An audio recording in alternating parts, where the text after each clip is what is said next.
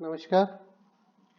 आज हम geographic information system GIS के बारे में चर्चा करेंगे। मैं doctor Prakash Chandra Sharma, department of zoology, SPS government college Ajmer. GIS का आपने काफी नाम सुना हुआ होगा, जियोग्राफिक इंफॉर्मेशन सिस्टम। सबसे पहले इन तीनों शब्दों का इस कंटेक्स्ट में अर्थ समझना जरूरी है। जी का मतलब जियोग्राफी, यानी कि डील्स विथ स्पेशियल ऑब्जेक्ट्स और features which can be referenced or related to a specific location on the earth's surface। ये जो ऑब्जेक्ट है, स्पेशियल ऑब्जेक्ट या फीचर, ये फिजिकल हो सकता है, नेचुरल हो सकता है, कल्चरल या मैन मेड भी हो सकता है। दूसरा शब्द है information. Information means deals with the large volume of data about a particular object on the earth surface. तो जब हम डेटा की बात करते हैं तो डेटा में क्वालिटेटिव डेटा भी हो सकता है, ये क्वांटिटेटिव डेटा भी हो सकता है, दोनों प्रकार का डेटा हो सकता है। ये आपका न्यूमेरिक डेटा भी हो सकता है, ये आपका टेक्सचुअल डेटा भी हो सकता है। और तीसरी जो इंपॉर्टेंट चीज है सिस्टम। तो ये रिप्रेजेंट करता है सिस्टम अप्रोच को, जहां पर जो कॉम्प्लेक्स एनवायरनमेंट है, यानी कि जहां large number of objects available हैं, उनकी कॉम्प्लेक्स कैरेक्टरिस्टिक हैं, उनको छोटे पार्ट्स में, छोटे कंपोनेंट्स में हम डिवाइड कर रहे हैं फॉर इजी अंडरस्टैंडिंग एंड, और बाद में उसको पूरे को इंटीग्रेट कर रहे हैं फॉर मैनेजिंग और डिसीजन मेकिंग। तो ये सारा का सारा सिस्टम, जो कि सिस्टम अप्रोच को, जिसमें इनपुट आता है, प्रोसेसिंग और आता है, आउटपुट आता है, फीडबैक आता है, ये सब सिस्टम अप्रोच के पार्ट है। तो ये सब कुछ होता है। तो इन तीन शब्दों से मिलकर जीआईएस बना है। अब हम बात करें जीआईएस है क्या, तो जीआईएस को हम ये कह सकते हैं कि कंप्यूटर बेस्ड इंफॉर्मेशन सिस्टम है। ठीक है, computer based information system which attach a variety of qualities and characteristics to a geographic location and help in planning and decision making। अगर दूसरे शब्दों में हम बात करें तो ये कंप्यूटराइज सिस्टम है that facilitate the phases of, यहां आपको यहां देख भी रहे स्टेप्स भी आ जाती है कि कौन सी स्टेप्स है, data entry, data analysis, data presentation, जो तीनों चीजों को फैसिलिटेट करें। और साथ ही साथ खास तौर पे किस चीज के लिए, when we are dealing with geo referenced data, जब हम किसी पर्टिकुलर लोकेशन को रेफर करके कोई डेटा के साथ में डेटा एंट्री, एनालिसिस और प्रेजेंटेशन कर रहे हैं, तो जीआईएस कहलाता है। इसरो की डेफिनेशन के हिसाब से a system which provide a computerised mechanism for integrating various Jio information data and analyzing them in order to generate information relevant to planning needs in a particular context। ये GIS की definition है। तो चाहे तो हम इसको ये भी कह सकते हैं कि एक कंसेप्चुअलाइज्ड फ्रेमवर्क है that provide the ability to capture and analyse spatial and geographic data. ये भी आप इसे कह सकते हैं। जीआईएस में आप डिफरेंट, जैसे आप क्या रिक्वायरमेंट होगी, कंप्यूटर सिस्टम एंड डेटा। तो कंप्यूटर में आपके लिए बहुत हार्डवेयर आएगा और सॉफ्टवेयर आएगा। तो जो सॉफ्टवेयर पार्ट है उसको हम जीआईएस एप्लीकेशंस कहते हैं या जीआईए ऐप कहते हैं। ये कंप्यूटर बेस्ड टूल्स होते हैं जिनके माध्यम से जो यूजर है वो इंटरैक्टिव क्वेरीज तैयार कर सकता है, डेटा स्टोर कर सकता है, डेटा एडिट कर सकता है। कौन सा, स्पेटियल डेटा भी और नॉन स्पेटियल डेटा भी, उनको एनालाइज कर सकता है, खासतौर पे स्पेटियल इंफॉर्मेशन को, और आउटपुट उससे प्राप्त कर सकता है, विजुअलाइज कर सकता है, रिजल्ट को शेयर कर सकता है। ये सारे के सारे काम जो हैं वो सॉफ्टवेयर के माध्यम से किए जा सकते हैं। तो यहाँ पर क्योंकि आपका हार्डवेयर में जब आप देख रहे हैं बहुत हार्डवेयर एंड सॉफ्टवेयर, तो यहाँ पर multiple technologies, processes, technique and methods का इस्तेमाल किया जा सकता है। यहाँ हार्डवेयर का मतलब केवल आप कीबोर्ड, माउस, प्लॉटर इतना मत समझिए। यहाँ और भी चीजें हैं जिनका इस्तेमाल किया जा सकता है। डिफरेंट जगह से डेटा की इनपुट हो सकता है, जगह जगह से प्राप्त किया जा सकता है। उनको सिस्टम में इंट्रोड्यूस कराने के वे अलग अलग हो सकते हैं। ठीक है। दूसरा है डेटा। डेटा जैसे मैंने बताया आपको डिफरेंट सोर्सेज से प्राप्त किया जा सकता है। डिफरेंट टेक्नोलॉजीज का इस्तेमाल उसमें किया जा सकता है। डिफरेंट प्रोसेसेस लाइक आप उसमें इंजीनियरिंग, प्लानिंग, मैनेजमेंट, ट्रांसपोर्ट, यहां से भी डेटा प्राप्त किया जा सकता है। एरियल फोटोग्राफ्स हैं, सैटेलाइट इमेजरीज हैं, डिजिटल डेटा है, कन्वेंशनल मैप्स हैं, सेंसस, मेटेरोलॉजिकल डिपार्टमेंट से डेटा, फील्ड डेटा जो जीपीएस से या सर्वे से प्राप्त किया गया है, जो कि जियो रेफरेंस करना है जिसको आपको, तो ये डेटा प्राप्त किया जा सकता है। और एट्रीब्यूट के लिए आप जैसे अभी आपको बताया, वहां से आप डेटा ले सकते हैं। तो जीआईएस में एक सबसे बड़ी क्या खासियत है, ये इसमें capability to relate unrelated information through use of key, यह आप ध्यान रखिएगा। तो ये जब आप use of key index variable की बात कर रहे हैं, तो यहां हम बात कर रहे हैं कि अर्थ पर एक पर्टिकुलर पॉइंट पर या स्पेटियल डेटा के हिसाब से उसकी एंट्री। ठीक है।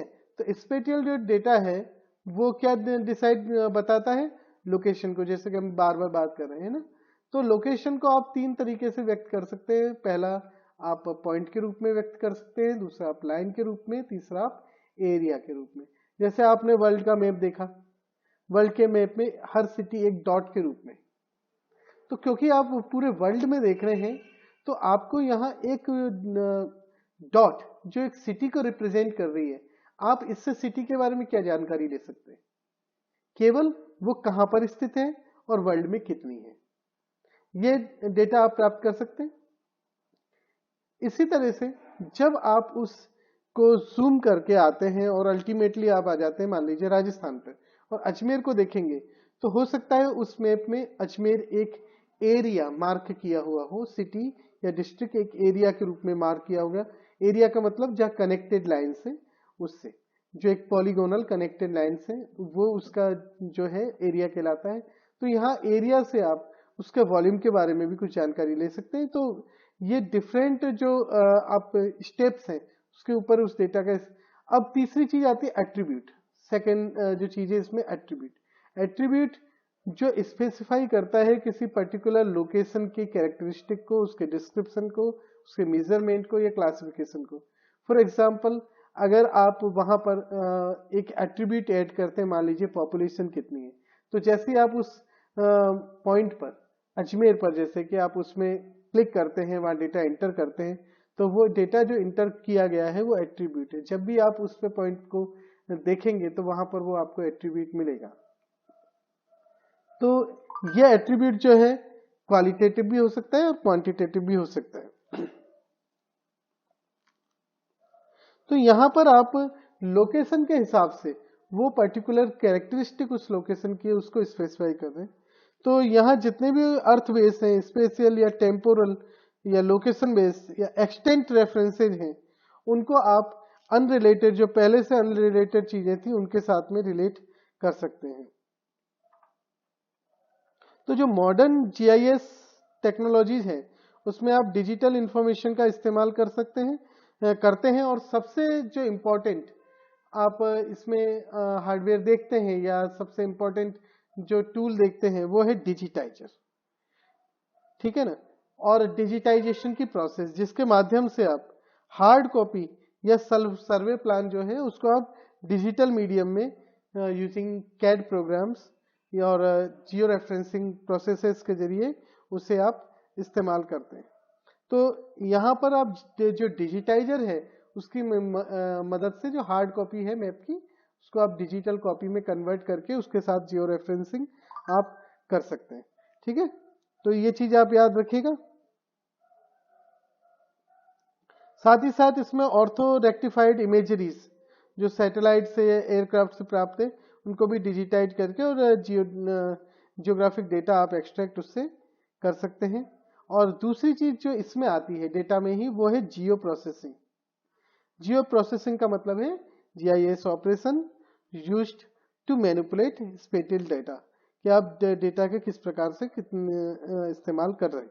ठीक है, तो यहाँ पर जो आप इंडेक्स वेरिएबल यूज कर रहे हैं वो क्या है, स्पेटियो टेम्पोरल लोकेशन, जो की इंडेक्स वेरिएबल है, तो यानी कि स्पेस और टाइम के हिसाब से लोकेशन।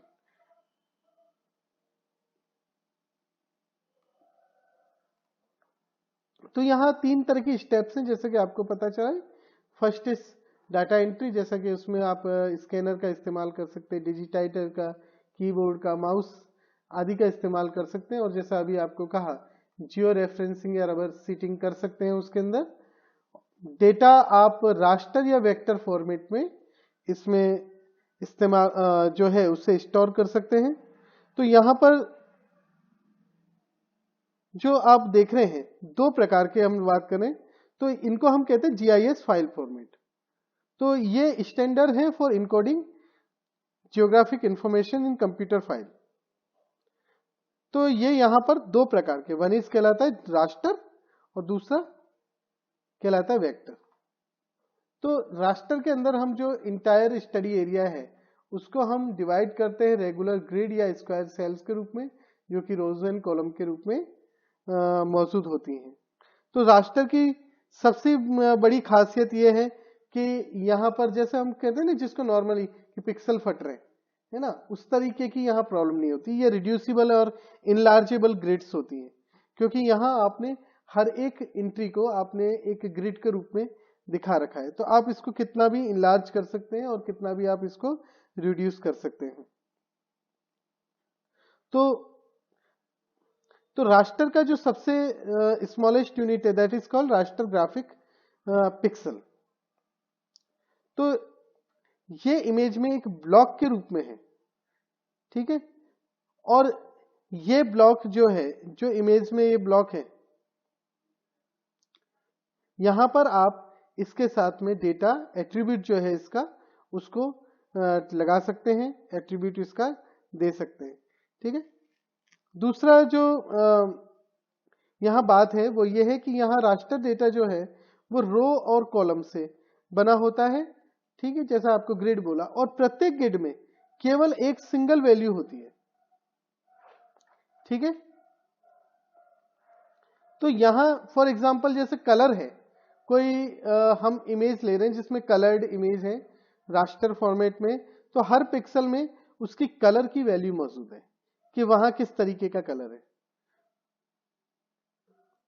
इसके अलावा भी आप चाहें तो एडिशनल वैल्यू भी उस सेल के लिए, पर्टिकुलर सेल के लिए रिकॉर्ड कर सकते हैं, जो कि डिस्क्रीट वैल्यू के लिए होगी। जैसे मान लीजिए आप पिक्सल के साथ में लैंड यूज या टेम्परेचर की वैल्यू दे रहे हैं या नल वैल्यू भी दे रहे हैं कि उसमें कोई वैल्यू नहीं है, तो ये वैल्यू उसके साथ असाइन कर सकते हैं। रास्टर डेटा आप जो है उसे कई सारे फॉर्मेट्स में सेव कर सकते हैं। जैसे एग्जाम्पल के रूप में अगर हम देखें तो आप बाइनरी फाइल के रूप में इसको स्टोर कर सकते हैं, GOTIFF फाइल के रूप में स्टोर कर सकते हैं, JPG 2000 फाइल के रूप में इसको स्टोर कर सकते हैं।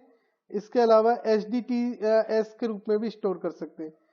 जबकि दूसरा जो तरीका होता है वो होता है वेक्टर। वेक्टर में पॉइंट्स, लाइंस और एरिया जो एंट्रीज होती हैं वो कोऑर्डिनेट सिस्टम का इस्तेमाल करके, यानी कि XY एक्सिस पे उसकी क्या पॉइंट है उसका इस्तेमाल करके किया जा सकता है। तो यहां पर जियोमेट्रिकल शेप के रूप में वो डेटा मौजूद होता है। तो जो पॉइंट है, तो पॉइंट जैसे फॉर एग्जांपल सिंगल डायमेंशनल हो गया, एक पॉइंट के रूप में हो गया। जो पॉइंट है वो कन्वे करता है लीस्ट अमाउंट ऑफ इंफॉर्मेशन, ठीक है, क्योंकि वो सिंगल डायमेंशनल है। लाइन या पॉलीलाइन, ये आपको यहाँ 2 डायमेंशन दिखेगा। ठीक है, तो ये लाइन और पॉलीलाइन है जो लीनियर फीचर्स को शो करने में हमको मैप में मदद करेगी, लाइक रिवर से, रोड से। ठीक है, और पॉइंट्स जो हैं वो छोटी चीजें लाइक वेल हो गया, फीचर ऑफ इंटरेस्ट हो गया, पीक्स हो गए, ट्रेल हेड्स हो गए, उनको रिप्रेजेंट करने के काम आती है। लाइन फीचर का इस्तेमाल डिस्टेंस मेजर करने में भी किया जा सकता है। थर्ड जो एरिया है वो पॉलीगॉन होता है। ये जनरली हम यहाँ पर 2 डायमेंशनल पॉलीगॉन का इस्तेमाल कर रहे हैं, जैसे ये लेक है, पार्क की बाउंड्री है, बिल्डिंग है, सिटी बाउंड्री है, लैंड यूज है, उन सारी चीजों को ये बता सकता है। तो वेक्टर में जो खासियत होता है वो होता ही है कि स्पेटियल इंटीग्रिटी को अच्छे से रिस्पेक्ट करता है। ये ऐसा रास्टर में जनरली नहीं होता, हालांकि रास्टर में इंफॉर्मेशन आप बेहतर तरीके से स्टोर कर सकते हैं। ठीक है, तो जैसे आप वेक्टर का जब इस्तेमाल कर रहे हैं तो वेक्टर में भी कई सारे फाइल फॉर्मेट का आप इस्तेमाल कर सकते हैं, लाइक स्ट्रिंग फॉर्मेट का आप इस्तेमाल कर सकते हैं, जीएमएल का इस्तेमाल कर सकते हैं आप, एनटीएफ जो नेशनल ट्रांसफर फॉर्मेट है उसका इस्तेमाल किया जा सकता है, टाइगर फॉर्मेट का इस्तेमाल किया जाता है, वेक्टर प्रोडक्ट फॉर्मेट का भी इस्तेमाल किया जाता है। ये कुछ है। अगर हम बात करें जो रास्टर डेटा सेट है, जैसा हमने बोला, रिकॉर्ड करता है एक value, a value for all point in area covered by. अब यहां पर क्योंकि हर एक पॉइंट की एक वैल्यू को स्टोर कर रहा है रास्टर, तो यहां पर आपको बहुत ज्यादा स्पेस की जरूरत पड़ती है।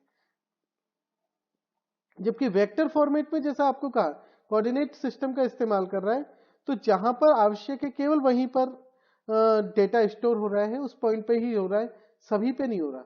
जबकि रास्टर में सभी पॉइंट पे डेटा स्टोर हो रहा है। रास्टर जो है वो कंप्यूटेशनली लेस एक्सपेंसिव होता है, जबकि वेक्टर जो है वो ज्यादा होता है। ये थोड़ा सा वेक्टर के पक्ष में नहीं बात आती है, क्योंकि रास्टर में तो आप उसको स्क्वायर्स में बांट करके पूरे इमेज को और उस पर वैल्यू ऐड कर रहे हैं, वेक्टर में पर्टिकुलर पॉइंट पे आप जा रहे हैं। वेक्टर में क्योंकि आप पर्टिकुलर पॉइंट पे जा रहे हैं तो वेक्टर डेटा जो होता है वो विजुअली स्मूथ होता है और इजीली इंटरप्रिटेबल होता है, इम्प्लीमेंटेशन भी आसान होता है ओवरले एक्सप्रेशंस का उसमें, जबकि वेक्टर रास्टर के साथ ये पॉसिबिलिटी थोड़ी सी कम होती है। तो क्योंकि स्मूथ है इसलिए राष्ट्र वेक्टर इमेज तो ट्रेडिशनल मैप लाइक लगेगी, लेकिन जब रास्टर इमेज को आप देखेंगे तो वो काफी ब्लॉकी लगती है और लगता है कि हर ऑब्जेक्ट की अपनी एक पर्टिकुलर बाउंड्री है। वेक्टर जो डेटा है वो मोर कंपेटेबल है रेशनल डेटाबेस इन्वायरमेंट के, जबकि रास्टर के साथ में ऐसा नहीं होता। वेक्टर डाटा को बहुत आसानी से अपडेट भी किया जा सकता है, लेकिन रास्टर डेटा को नहीं किया जा सकता। नॉन स्पेटियल डेटा आप भी इनके साथ में और ऐड कर सकते हैं। ये सारी बातें हैं। इसके बाद आगे बढ़ते हैं हम। तो फंक्शंस ऑफ जीआईएस में देखें तो थर्ड फंक्शन आता है डेटा एनालिसिस। एनालिसिस का मतलब है कि जब आप डेटा को स्पेटियल और नॉन स्पेटियल डेटा को ऐड कर रहे हैं और लिंक कर रहे हैं उनको एक साथ में, तो आप डिफरेंट तरह के उसके ऊपर ऑपरेशन परफॉर्म कर सकते हैं, लाइक क्वेरीज। जब आप ज्वाइन कर रहे हैं स्पेटियल डेटा और इस एट्रीब्यूट को, तो आप परफॉर्म कर सकते हैं डिफरेंट टाइप की क्वेरीज।